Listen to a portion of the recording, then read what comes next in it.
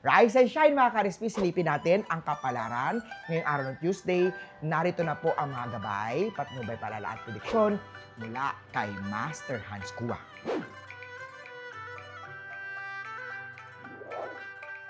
Simulan natin sa mga pinanganak ng Year of the Rat. Marami kang mga plano pero huwag pagsabay-sabayin. Piliin ang mga trabaho, task na may totoong impact. Mas mabilis ang angat kapag may malinaw na priorities. Green at 6. Kaya naman tayo, kung may extra income, huwag agad gastusin sa luho. Piliin ang mga bagay na makakatulong sa long-term stability mo. Yellow at 4. Kay Tiger naman tayo, ang romantic energy ngayong araw ay malakas.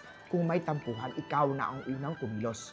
Feng Shui tips ko, magsindi ng red na color na kandila sa altar ngayong gabi para palakasin ang love energy at emotional harmony mo. Red at 8. Kay Rabbit naman tayo, magiging productive ang araw kung mag-organize ng schedule. Hindi mo kailangan magmadali. Blue at 1. Kay Dragon naman tayo, isang proyekto ang matatapos ng maayos at mapapansin ng management. Claim your moment. Deserve mo yan.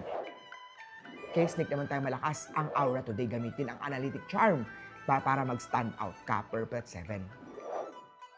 Kay Horse naman tayo, kung may planong bumili ng gamit, siguraduhin na useful at hindi lang trip. Practicality leads to better luck. White at 5. Kay Goat naman tayo, may chance na pakita ang galing mo kahit kinakabahan ka.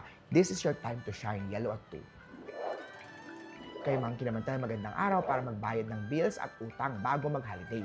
Peace of mind is the best gift sa sarili. Green at 8. Kay Rooster naman tayo, magandang energy para sa planning. Isulat ang goals. Mag-visualize para ma-attract ang manifestation. Red at 3. Kay Dog naman tayo, may chance na makabawi sa gastos dahil sa maliit na bonus o racket. Take advantage. Every bit counts. Blue at 9. Kay Pig naman tayo, may opportunity na mag-overtime o small sideline. Kung kaya pa ng katawan, go lang. Dagdag kita, dagdag stability yan. Gold at 1. Muli po, ito po'y gabay lamang mula kay Master Hans Kua. Nasa inyong mga kamay, nasa lalay ang inyong tagumpay.